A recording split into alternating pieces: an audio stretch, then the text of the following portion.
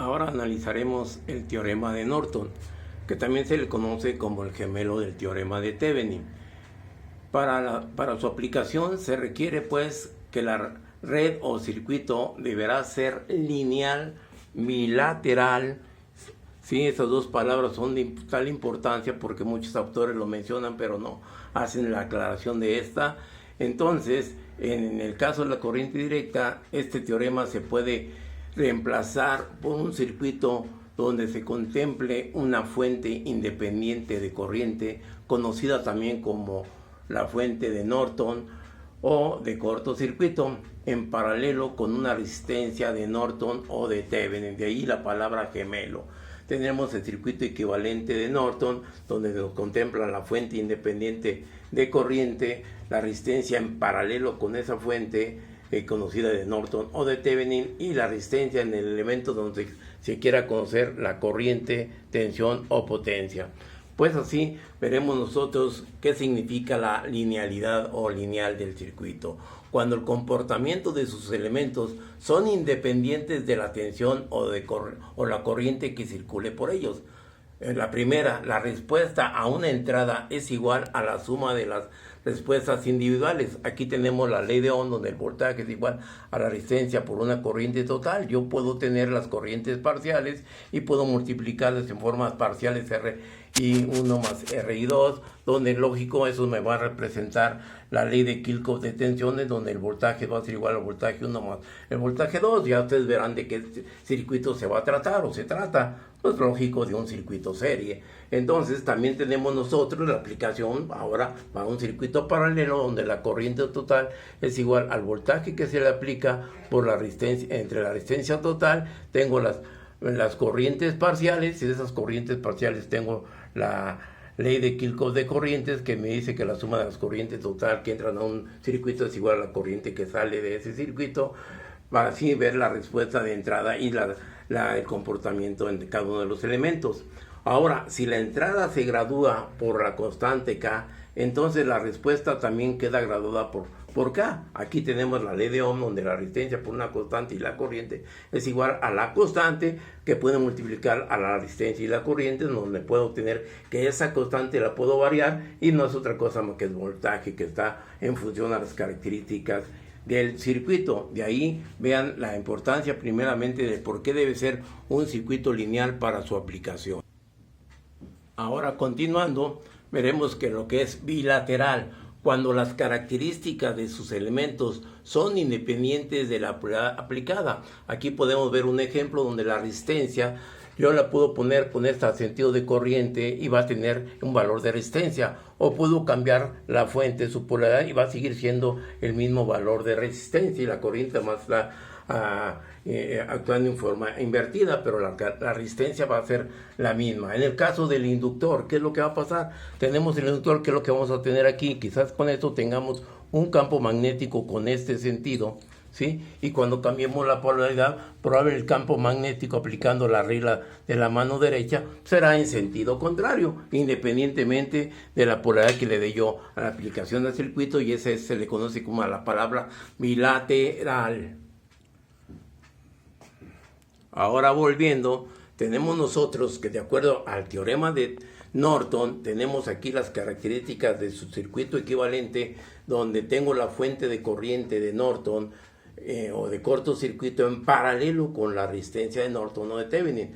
Asimismo, nosotros puedo hacer, si ustedes recordarán, yo puedo transformar esta fuente de corriente de Norton, que está en paralelo con la resistencia de Norton, por su equivalente de una fuente de tensión. En este caso le llamaríamos nosotros la fuente de tensión de Thevenin, donde ahora la resistencia que estaba en paralelo la pondremos en serie con la fuente, y ahí tenemos ya las características de la equivalencia del circuito de Thevenin al circuito de Norton. Por eso vuelvo a insistir la palabra de gemelo. Por lo tanto, aquí vamos a ver nosotros ahora la diferencia de cómo se hace el cálculo de esa corriente de Norton, como ya lo vimos nosotros con las características del voltaje de Thevenin.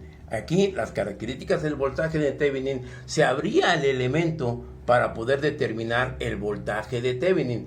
Por eso le llamamos una fuente equivalente de Thevenin. Ahora, nosotros, para poder determinar esa corriente de Norton, los elementos o el elemento donde se quiere conocer la corriente se reemplaza entre sus terminales por un conductor, sí, que muchos autores le llaman como cortocircuito. Para mí el cortocircuito es otra palabra desde el punto de vista práctico que altera las condiciones de una fuente.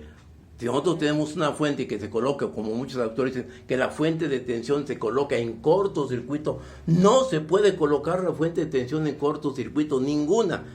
Lo que es reemplazar.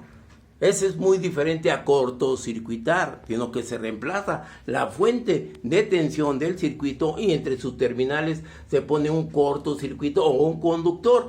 Se le dice cortocircuito porque la diferencia de potencial en ese conductor es de cero, más no porque sea un cortocircuito.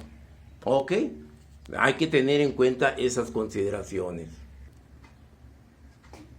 Para comprender este teorema vamos a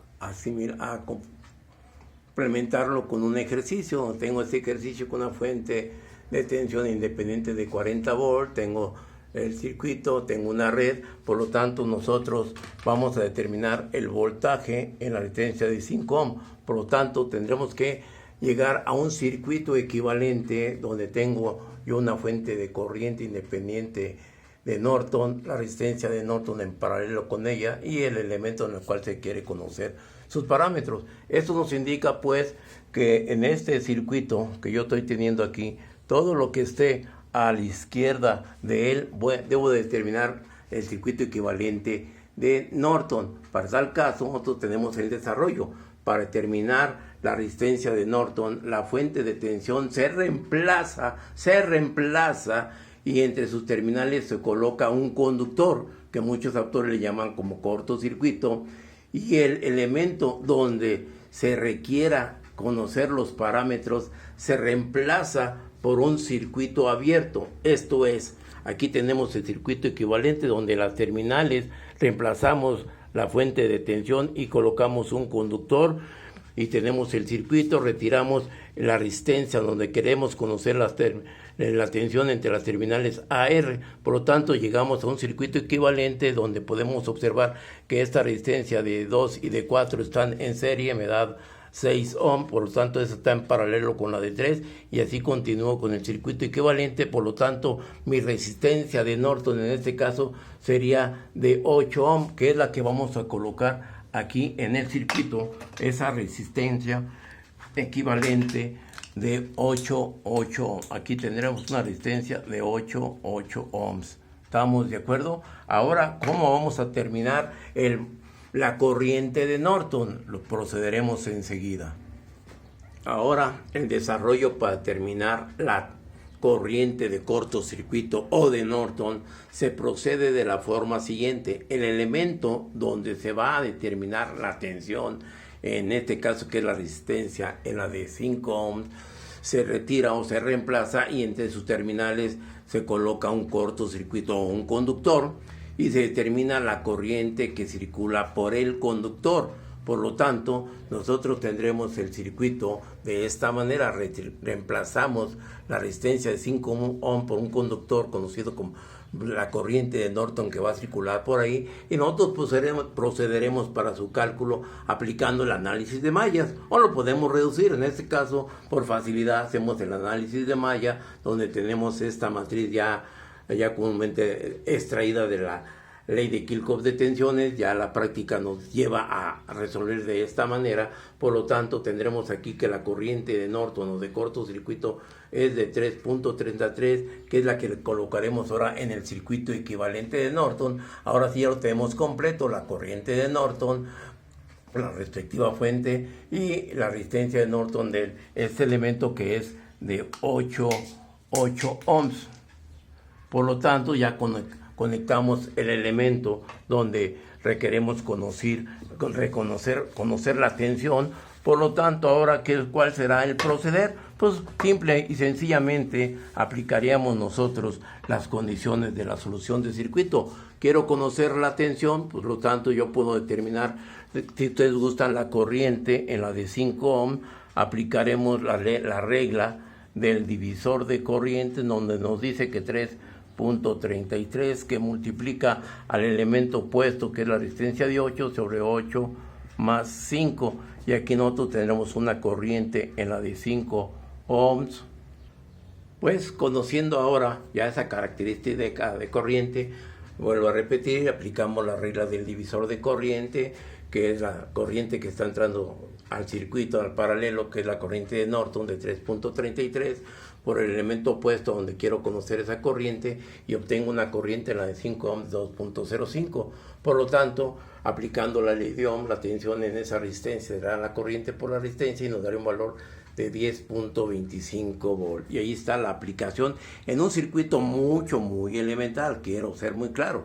Esta característica de esta acción es, pues, sobre todo, tener el conocimiento del análisis de mallas, del análisis de nodos, del análisis de superposición, la reducción del circuito, repito, ley de Kirchhoff de tensión, ley de Kirchhoff de corrientes, regla del divisor de corriente. Entonces aquí se requiere para análisis de este circuito de todo ese conocimiento. No nos escapamos de lo ya visto anteriormente en el análisis de circuitos de corriente directa. Entonces todo esto va